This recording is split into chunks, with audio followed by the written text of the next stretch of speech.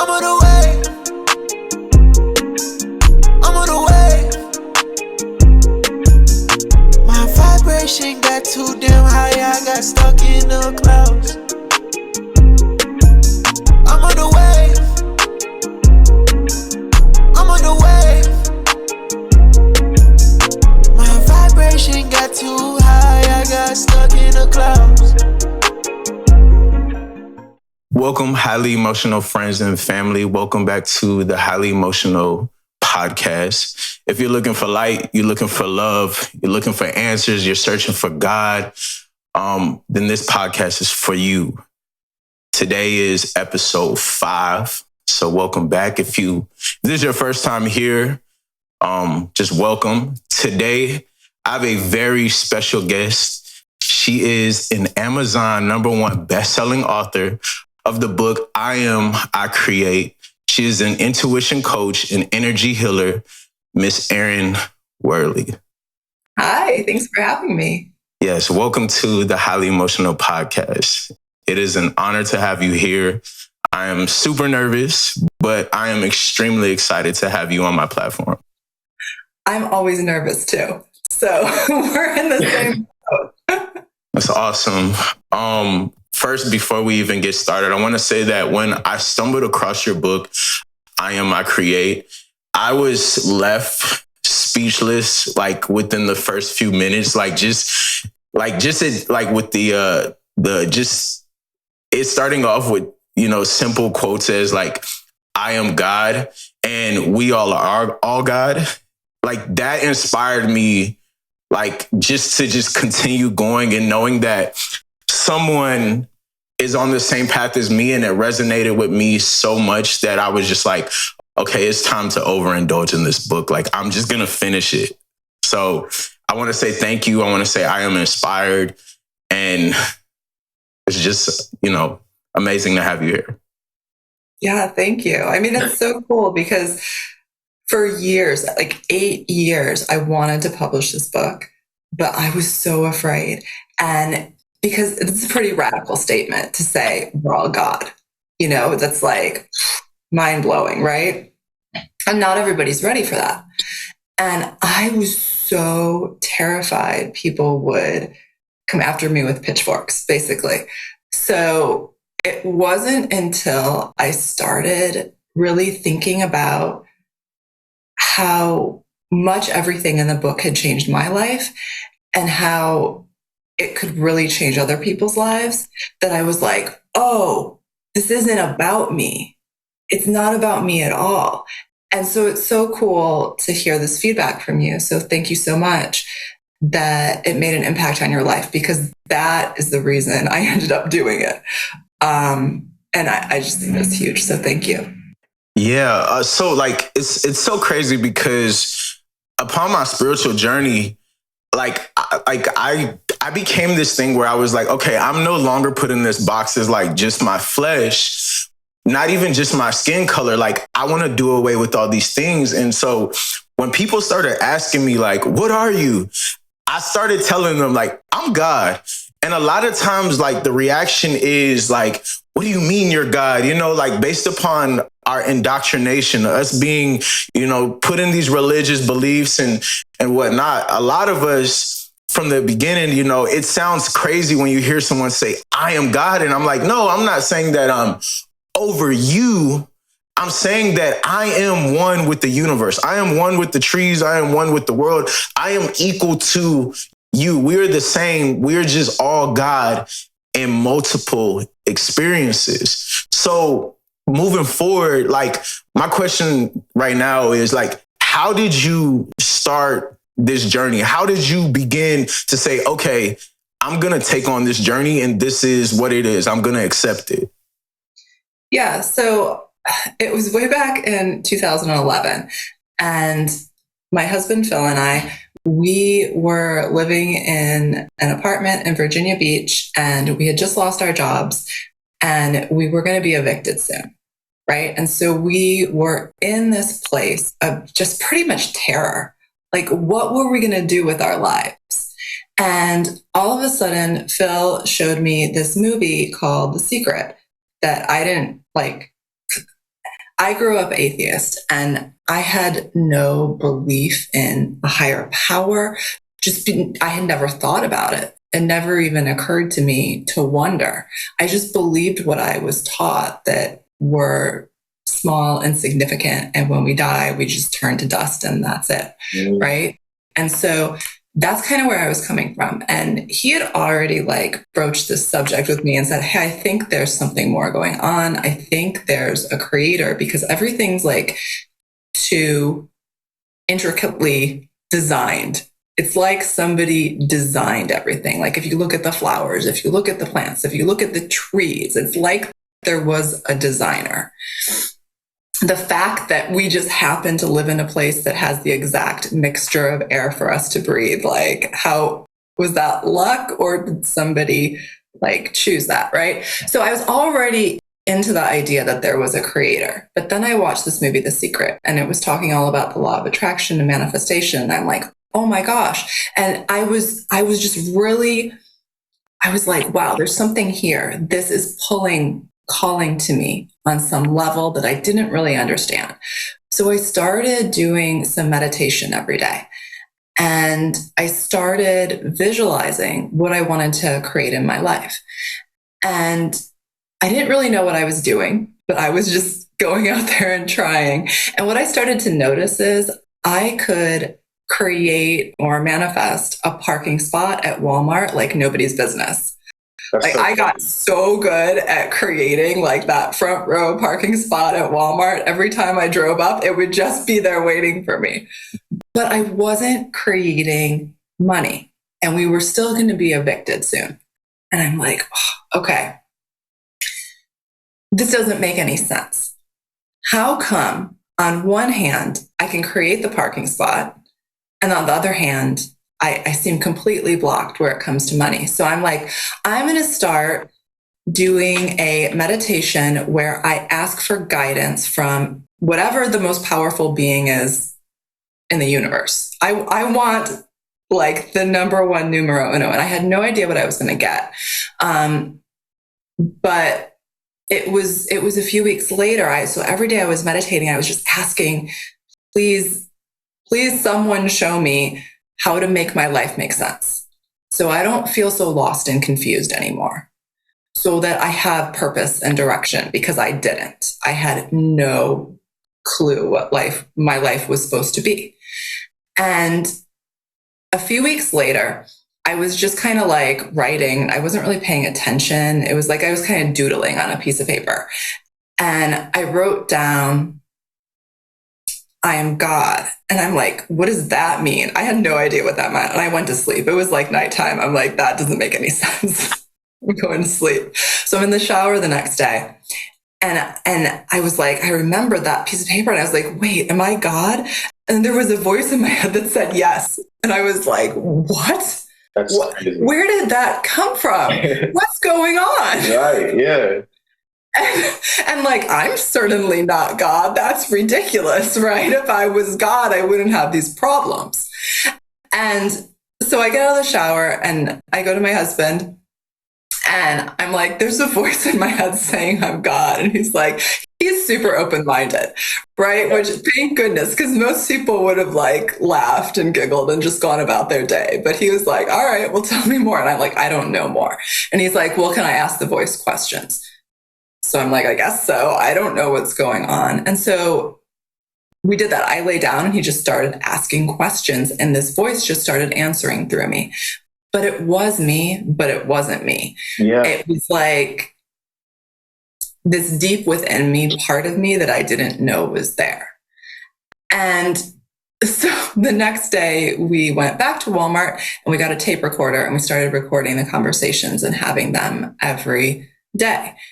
And through these conversations, I did find out what my purpose was. But back then in 2011, like I still had a lot of inner work to do. I wasn't ready to put the book out, right? I wasn't ready yet. I had to essentially go through a lot of learning about myself. And so anyway, that's how it happened. 8 years later, it was divine timing and we published it.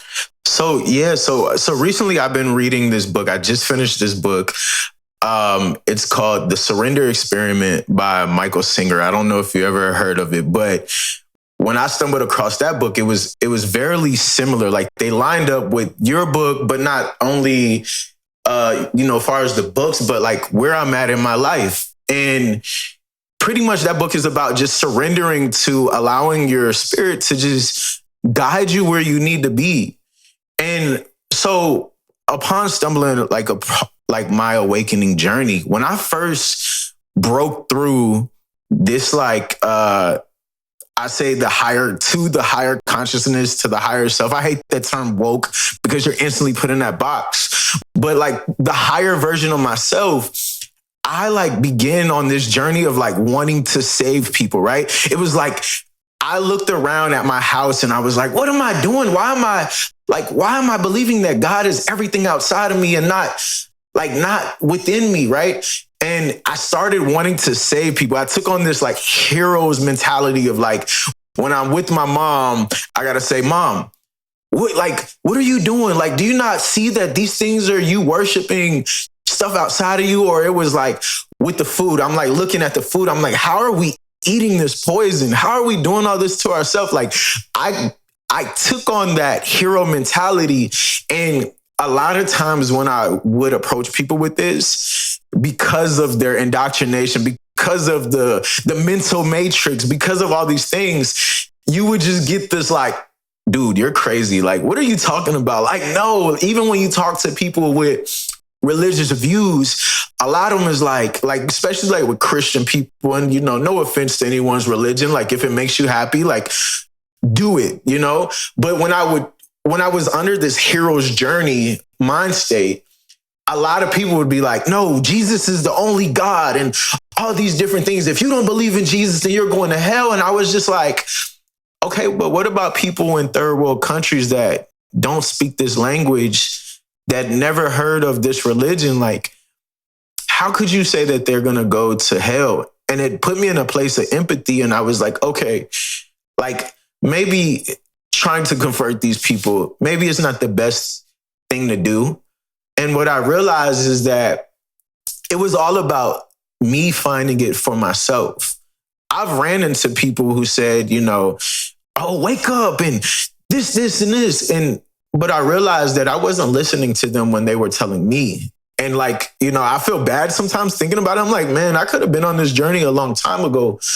But what I realized is that it was about people stumbling upon it themselves. When you get to that dark space in your life, right? The low vibrational state, you're like, okay, something has to be guiding me because I keep making it through these ring of fires. And so that put me changed my perspective on how I view spirituality. But like with you, how was it for you to deal with that hero's journey? Because I feel like a lot of people deal with that. And if you did deal with that. Yeah, it's interesting because I have worked with so many people helping them move through this. And this is one of the most common things that I see is that there is a strong desire when you feel that truth within you to bring it to all the people around you love and care about, because you're feeling the transformation within you. And you're like, I want to give this to you. I want you to have this too. And it is exactly what you described here, that you have to let that go and understand the journey is about you. Now, what's interesting about that is when you do that, is when you let go needing everyone else to go along with you, that what happens is your vibration rises, and people who before, and I always describe it as you're trying to tell somebody something about the universe in some way, and their eyes glass over. And you can see they're not really hearing a word that you say, right? Absolutely. And we have to recognize that when we're on our journey and say, okay, I'm gonna stop, I'm gonna back up. You're not ready for this, and that's okay. I love you, I respect you as you are, right? That's part of it. Like when we can respect other people as they are without needing to change their minds for them, it means we truly respect ourselves, because we live in a universe that's a mirror, right? And that's why it's part of the early journey, to try to get other people to go along with us because we're trying to get our inner self fully on board. And it's like we want them to say, yes. Reassurance. I agree with you. And I give you permission. I give you permission to keep like doing this. Like we want them to cheer us on, you know? And so it's like coming to this place over time that we eventually do on this journey and being like, I don't need your permission. I don't need you to think I'm acceptable or cool or worthy. I know I'm a fucking badass. I know. Absolutely. You know? That's what it is. But for me, interestingly, so I see this in so many people. For me, it was the opposite. I was so afraid because my message was so specific. My message is go out there and tell everybody we are all God. That's it. And so I was so freaking afraid of that message that I just didn't talk to anybody. I talked to 0 people. I was like, I don't want to tell you about this. I don't want to have this conversation. Yeah, that's so. But I see this is the normal. That's the normal experience for people. But I do know, like, there was a time after I published that I was trying to be like, hey, come listen to me, come pay attention to me. That'll make me feel like what I'm doing is worthy. And it's the opposite. We have to decide what we're doing is worthy simply because we feel called to do it. And at that point, that's when things work, you know? It's like when we're doing it for the reason that's real, that's pure. And like going back to the Jesus thing and the thing that you were talking, and like I said, I'm in total agreement with you. I respect wherever anybody is on their journey. I'm not here to like take somebody and shake them and be like, listen to me, do what I say.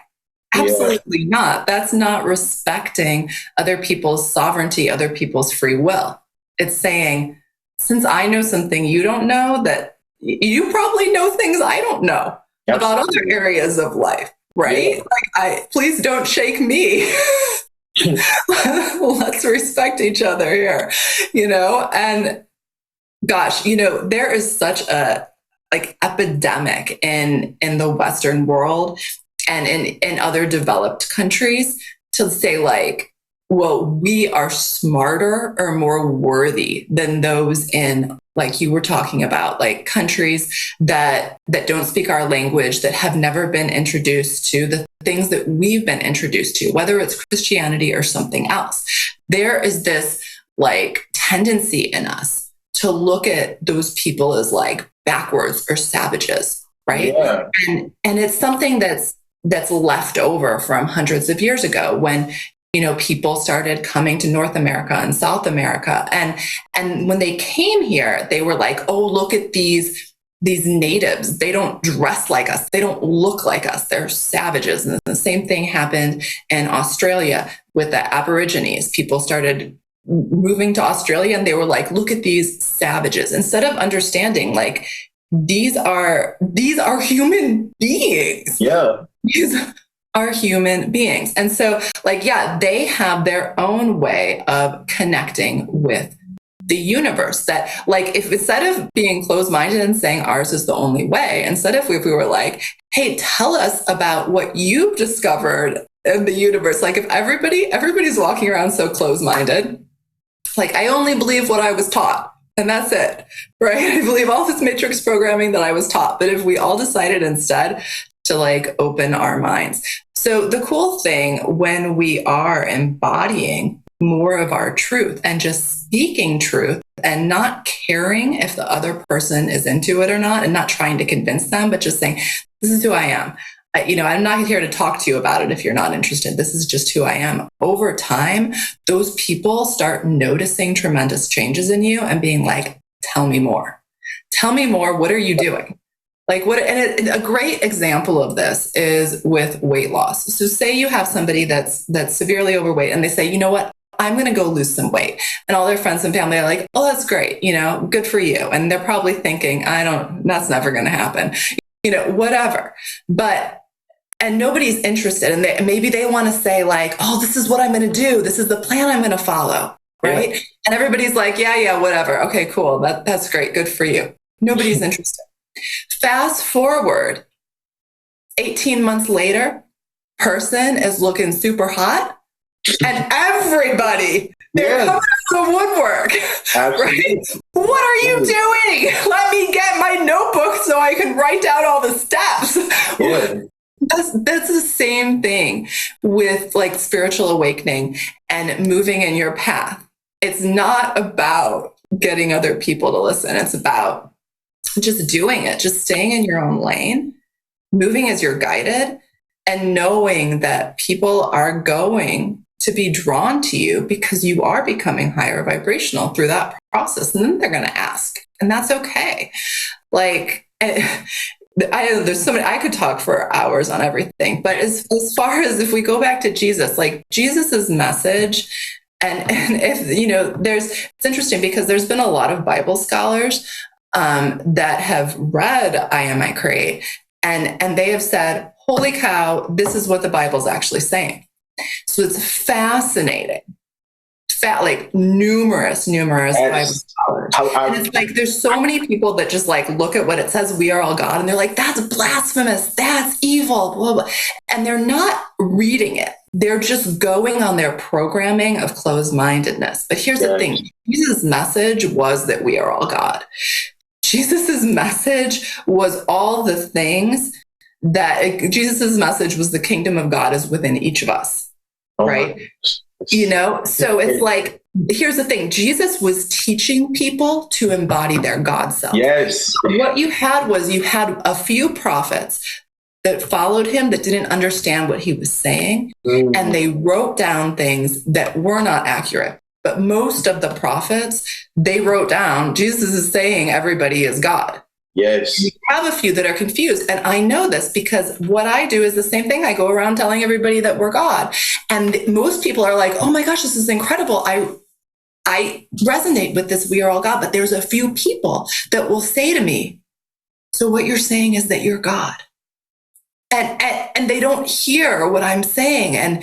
And they put me on a pedestal. I have people that put me on a pedestal. And I'm like, whoa, back up. No, you aren't allowed to put me on a pedestal. I will not allow this. That's not what's going on.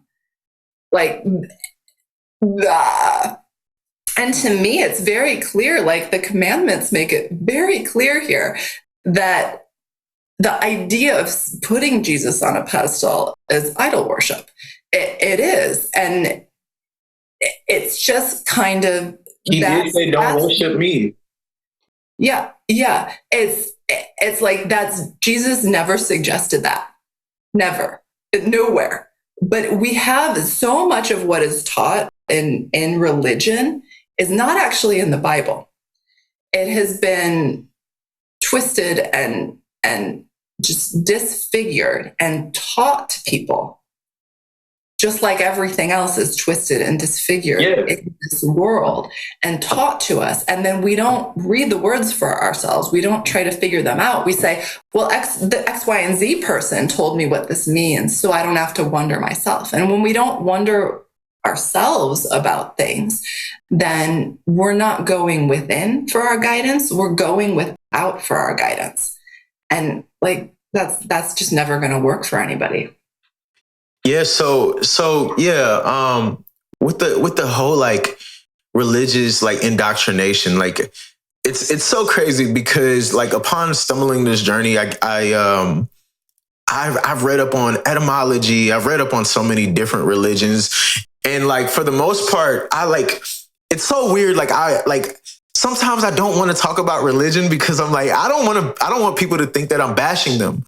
But like it started with, as I was a kid, I would be like, okay, these people, like they believe this and they want me to believe it, but I don't know if I truly believe it. Walking on water, the parting of the sea, all these different things. And then when I would ask questions, it would revert to people saying, hey, you don't ask questions. When the pastor speaks, you don't ask questions, you just accept it for what it is. All these different things would, like, as a kid, I would claim that I'm Christian, but I would be, in the culture, false banging, right? Like I'm saying that I'm something, but truly I'm not. As I got older, I started anytime I would go through something dark, like depression, anytime I end up in the hospital, when I was homeless, at my darkest time, I'd be like, Jesus, please save me, right? And then I would go into that where I would be like, if I do this, or God, if you help me through this, then I promise I'm gonna make a change, right? I would always use it as like an scapegoat, and I would know that it's wrong. I would know okay, I'm lying to myself. I'm dealing with all this. Fast forward to now, where I'm at now, I got to this point where I was like, okay, every time I pray, I feel like God becomes not only my scapegoat, but it's the fact that God becomes my servant. God, get me a red Lamborghini. God, go, you're not my servant, right? So it sounds crazy, but I stopped praying in those type of ways. Now I have a conversation with myself. Anytime we pray, right? It's just us and ourselves and our brain, right? So when it comes to praying now, I go to say, all right, God, I'm going to get through this. This is going to happen. My dogs just had a seizure last week. And because of my indoctrination, I'm seeing my dog seize. I'm crying. I'm like, oh my God, I don't know how to help you. And my indoctrination was pray to God, right? But then something clicked in my head and said, no, who I truly am, my dog's going to make it through this. And if my dog does not, it's okay, because I'm thankful for the experience of having a dog. You know what I'm saying? A lot of people, we talk about the devil, the God, and all these different things, right? And I touched on it briefly on my last episode, but I was like, I don't believe in a red being with horns. I'm sorry, I don't believe in a man with a beard in the sky that resembles subconsciously Santa Claus, right? But I'm going to say, for me, I realized that the life or the process of life is like yin and yang, light and dark, all these different things, right? It's off and on. And the beautiful thing about death is the most beautiful thing about life is the experience. Knowing that all this experience comes to an end, whether it's looking at our parents who for so long we got used to them being there.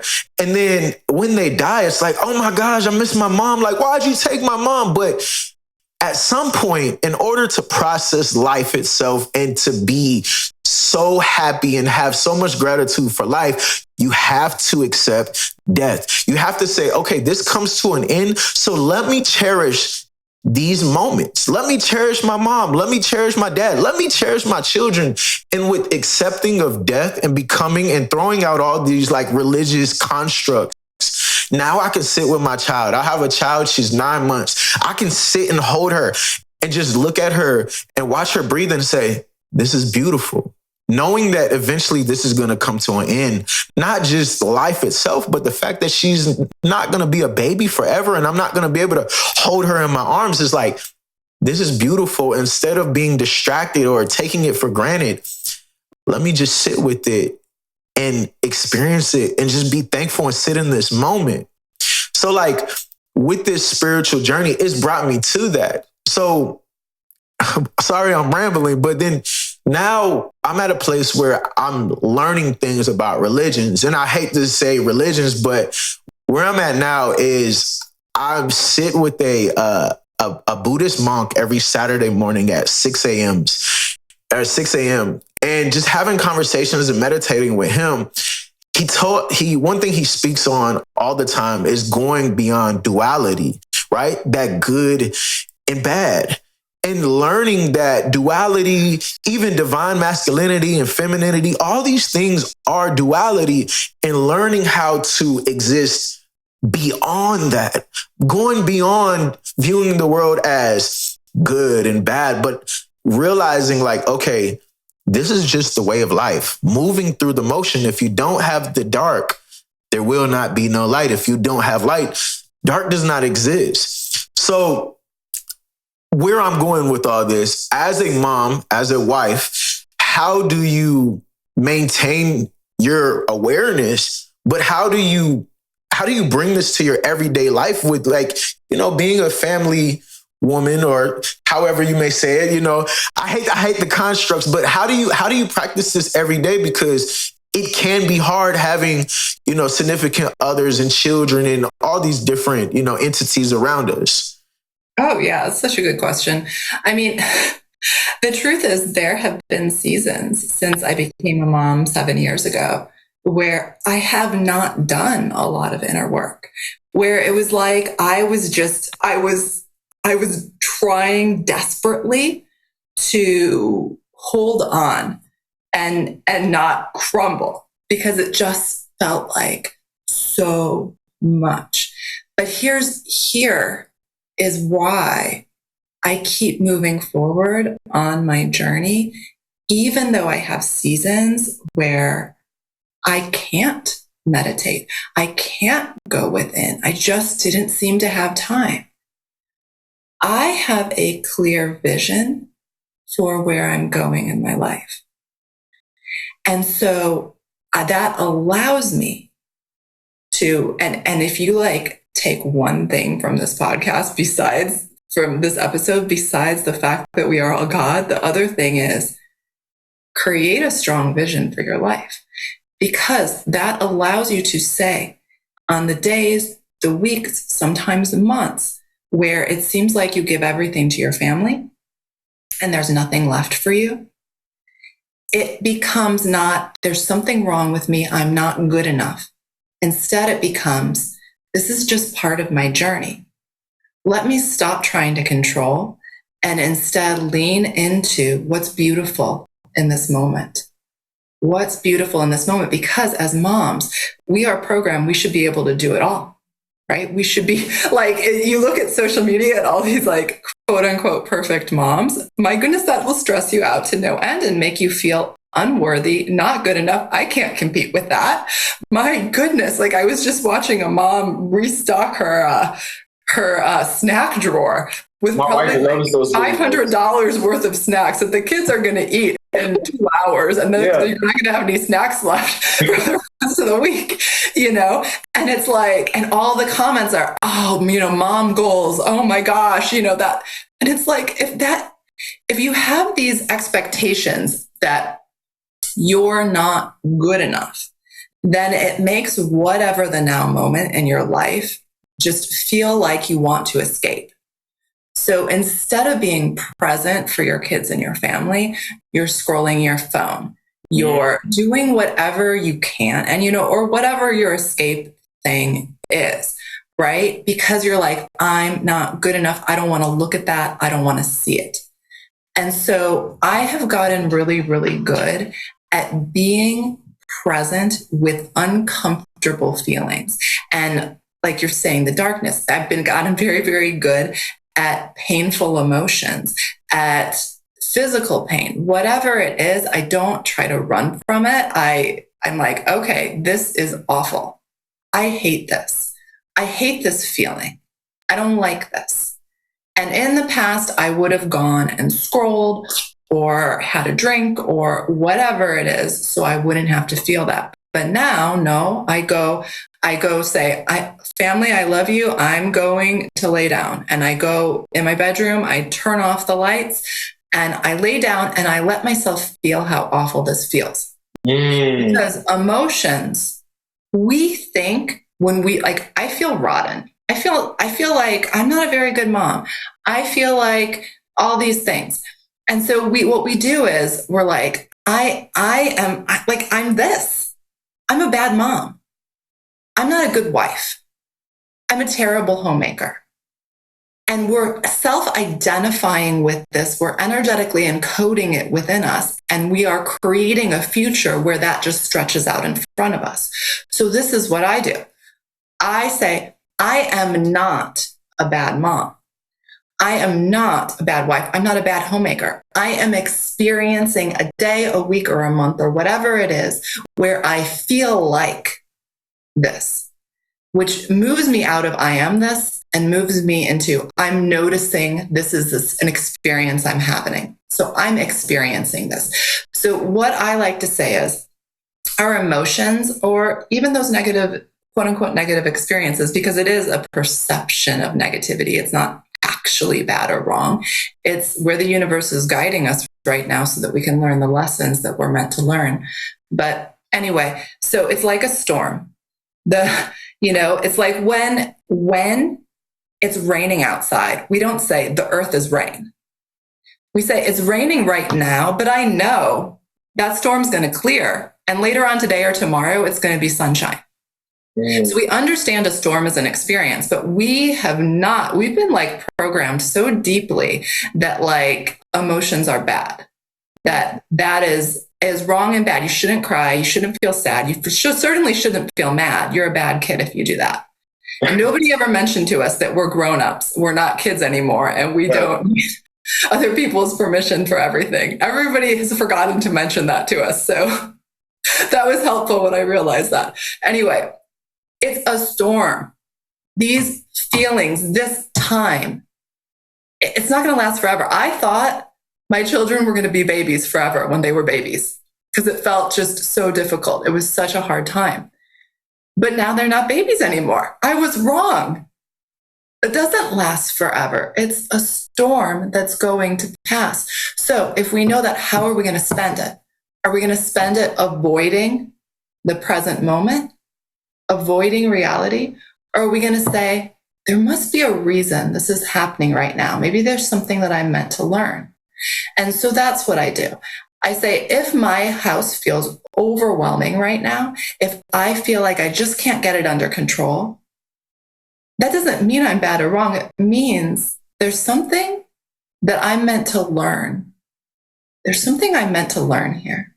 But that's not what we were taught in school. In school, they taught us either you know it, like magically know it, or you're a horrible kid. Absolutely. So it's so crazy when you talk about the I am and horrible kid mentality. So just anybody who didn't see like my last couple episodes, I talk about shadow work, right? Once again, a lot of people think that when you talk about shadow work, it's something bad, right? So with shadow work, it's basically identifying your trauma, right? And with me going through that, I spent the last 2 years of going through it. I gained a bunch of weight. I was crying at TV shows, like not knowing why I'm crying. Like I'm sitting in the bed with my wife and we're watching this show I think it's called Euphoria. And they have this scene of this girl who's trans, but her mom won't accept her for being who she is. So she takes her to this facility for troubled kids. And basically the mom's trying to abandon her, teach her a lesson.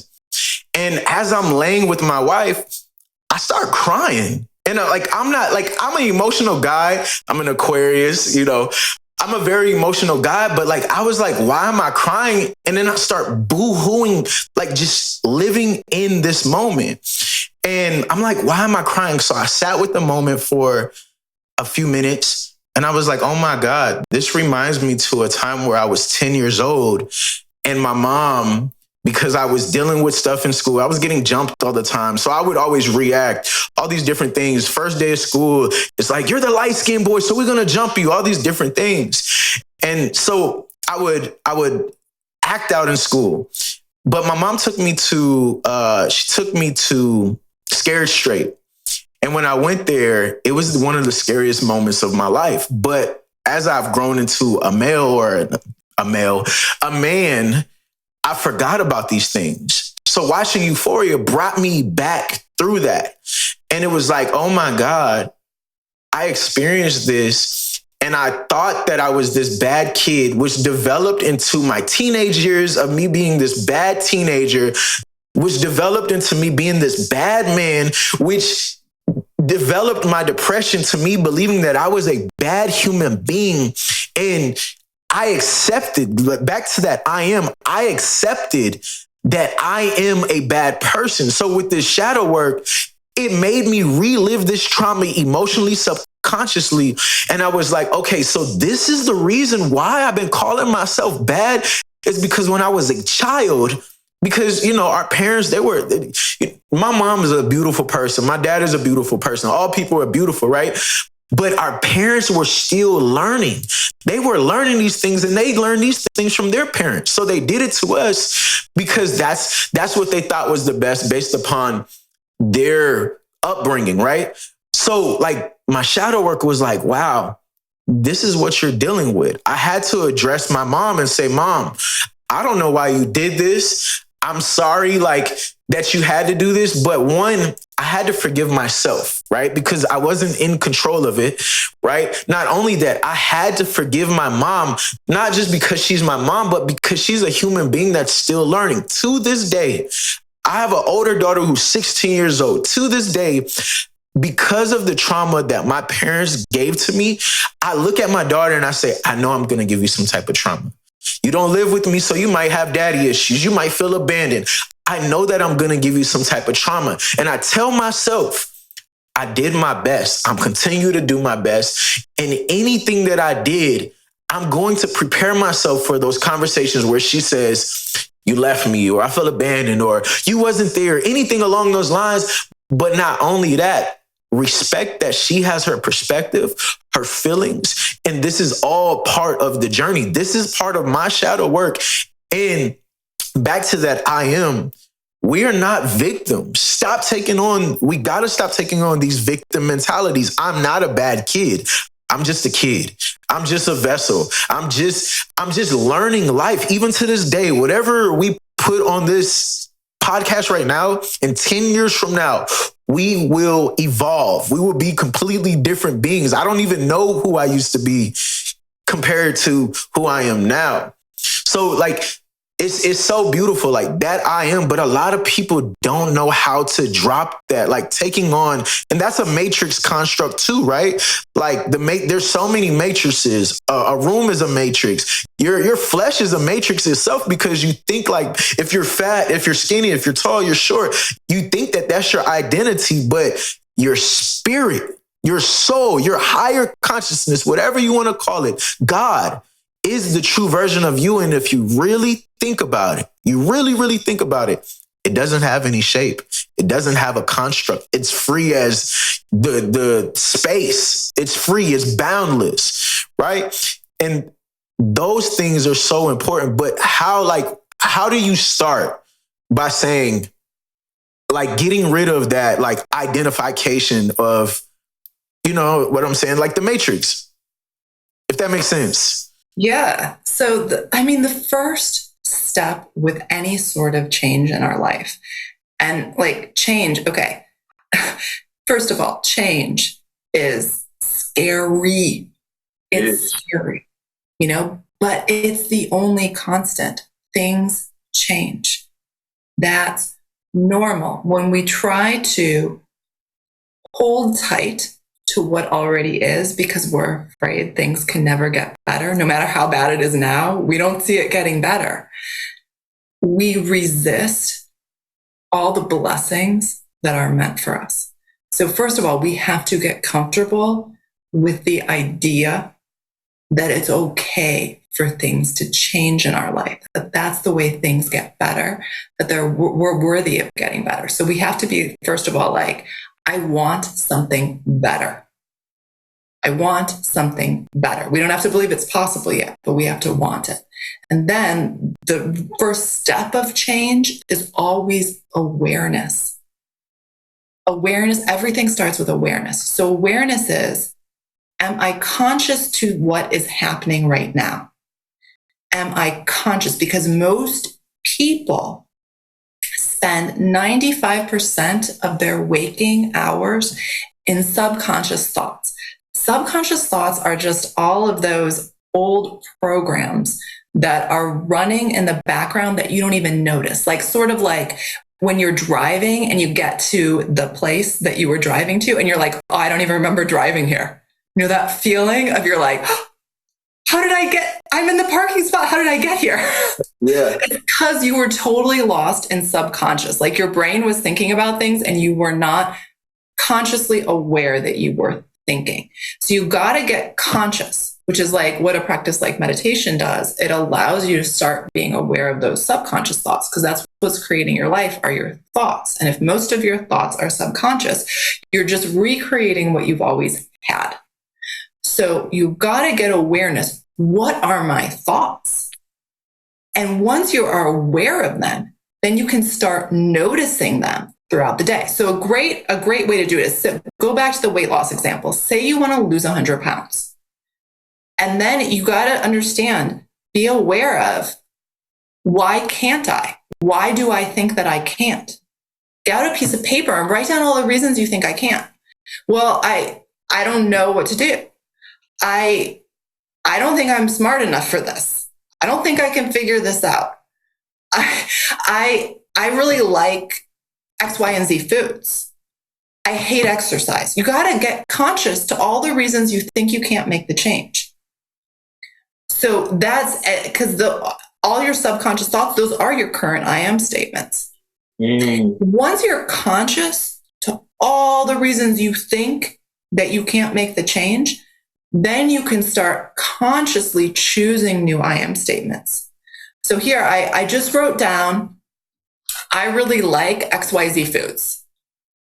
So then we got to choose a new statement that creates the feeling of what it is that the outcome's going to give you. So what's the outcome going to give you?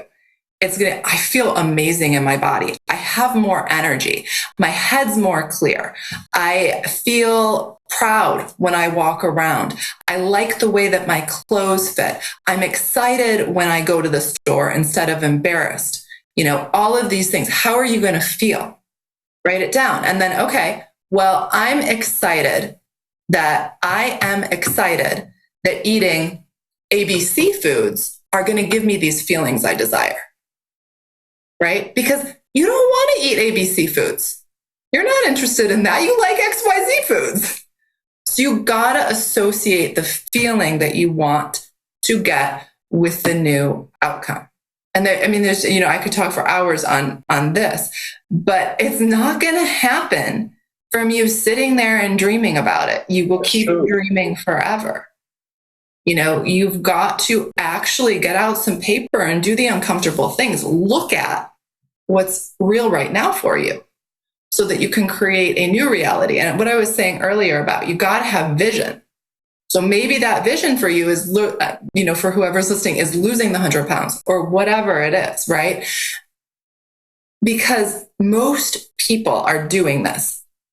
This is something I use as an analogy all the time because it's like the best analogy ever. Most people are, if your life is like an airplane, most people are spinning in circles. They don't have a destination and they're wondering, why does my life suck? Yes. Because you don't have a vision. You haven't told the airplane, I want to land at Denver International Airport. I don't know if that's an airport, but I want to land at Denver International Airport on March 7th, 2025, So the airplane is just spinning. It's just kind of looking around. It doesn't have anywhere to go. So that's essentially it. No, that's like, as one of my favorite rappers says, Kevin Gates, he says, nothing comes from sleeping but a dream, right? And we talk about manifestation, and a lot of people think manifestation is just speaking it into existence, right? Or like praying, like I could pray to God for that red Lambo, right? But people don't understand that part of manifestation is the action. It's the action. You got to put it into action. You gotta move forward. You can't lose weight just laying in your bed. I mean, maybe there's a way. You probably have to stop eating, but at that point, you still have to do something, right? Like you can't do nothing to get the things that you want. And then so moving on, we're almost finished. But so when we talk about God, right? I love this thing about God. And one day I was sitting in a deep meditation, like 45-minute meditation. And my brain, my subconscious, right? Or my conscious, my higher consciousness, whatever, said to me, it was like, how about instead of God being a physical being, before I say what I'm going to say is that when I think about God, I think about femininity. I think about women because you all can bear life. No man can do that. Earth is feminine because it bears life, right? The sun might be more masculine in my opinion. But then I stumbled across this. I was like, okay, in order to create life, you have to have masculinity and femininity together, combination. We're talking about sex, right? Creates life. So then I was like, okay, maybe God is not just masculinity. maybe God's not just femininity, but the combination of energy of both through our beings, right? And that is God. When we talk about God, if you want an image of God, imagine water and fire or something along those lines combining and creating life. But then when we talk about masculinity and femininity, a lot of people think that you're only one. If you're a woman, then you have to be feminine. If you're a man, then you got to be masculine. But a lot of people don't understand that it's both.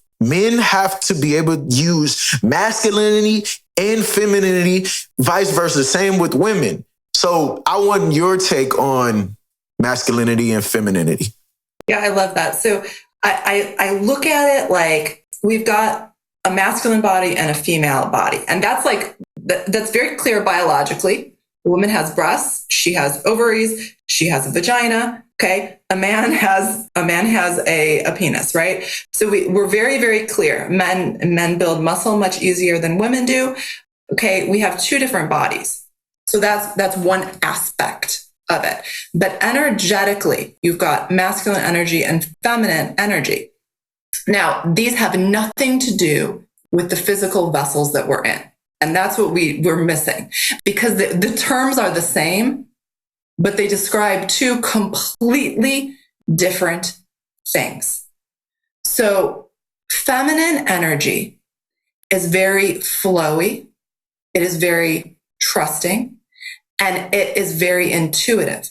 So the feminine energy is how you connect into the universe. And it's how you trust the universe. And it's how you release control and say, I'm safe. It's safe for me to move as I'm guided. I trust the crazy messages coming through me, the crazy ideas that pop into my head. Intuition. Yeah, exactly. It's your intuition. The masculine energy is a safe, energetic container to hold the feminine flow.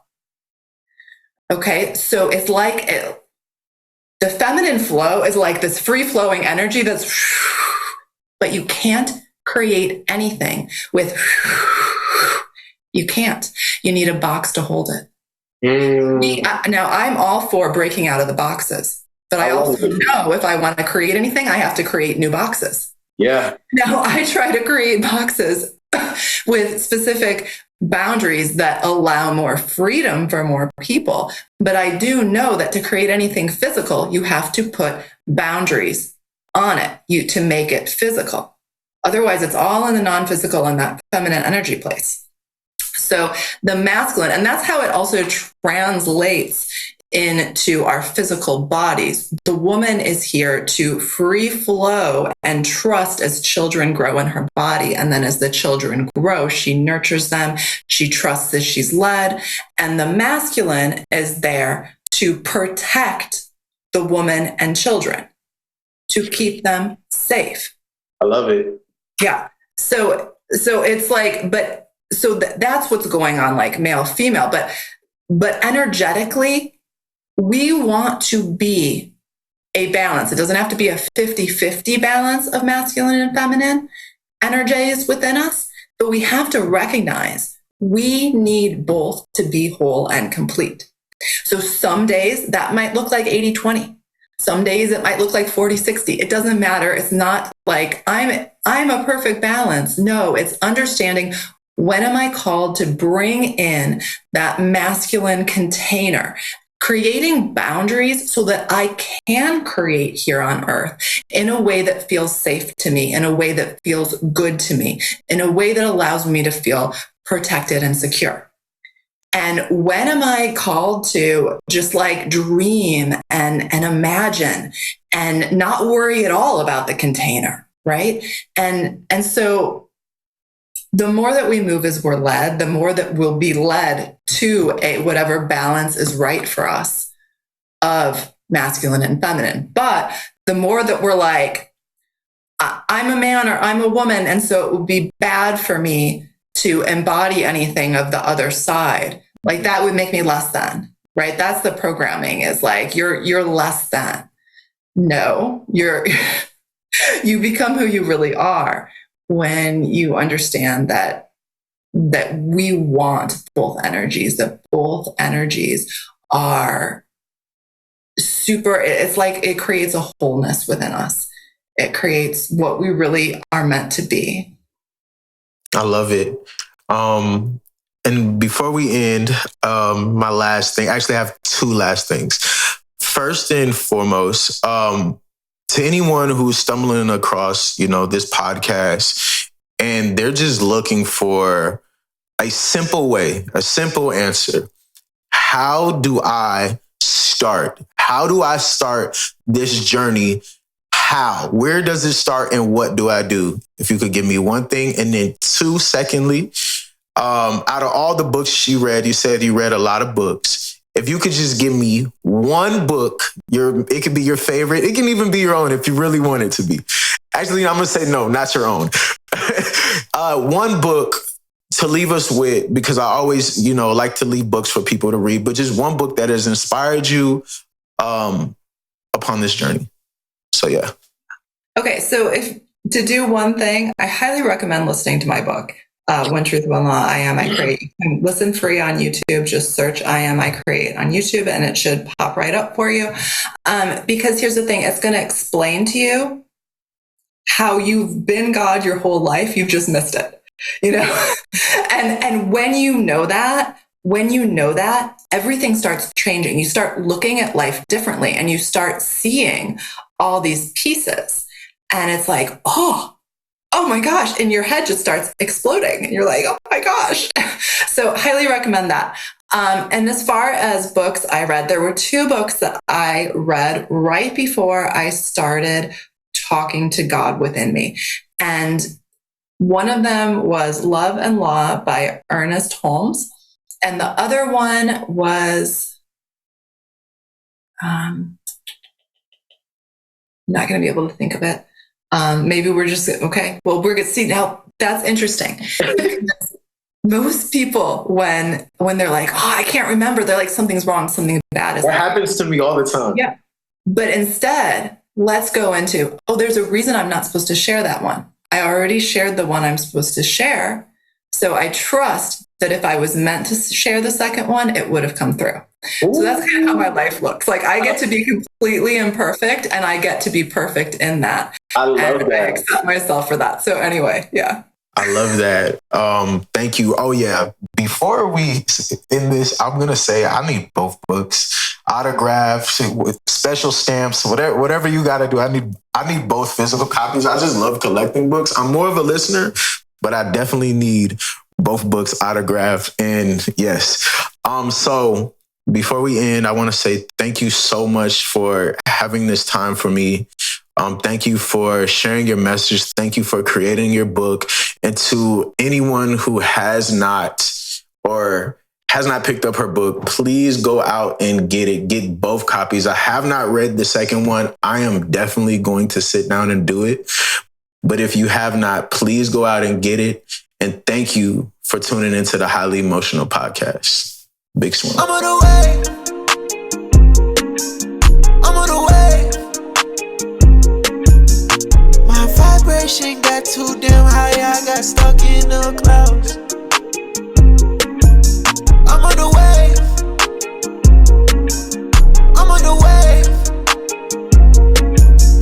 My vibration got too